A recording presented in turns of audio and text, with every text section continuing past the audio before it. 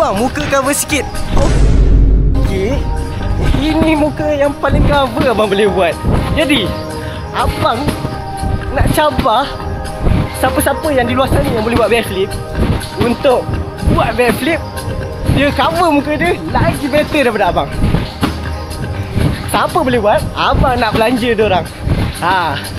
Cuba komen kawan korang, tag kawan korang. Tapi sebelum tu, kita tengok kawan abang buat backflip sama ada dia boleh cover muka dia ke tidak.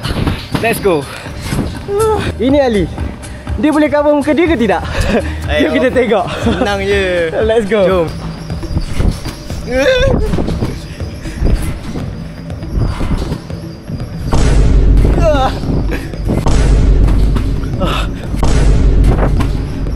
Woi, pening tu. Sumpah pening. Jom. Fokus kat kamera.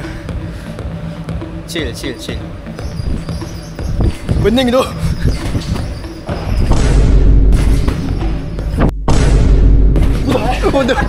Bodoh. Tak. Pening. Semua pening. Siapa-siapa yang boleh buat cover muka diorang sambil diorang backflip, abang nak belanja diorang something. Cuba tag kawan korang kat bawah.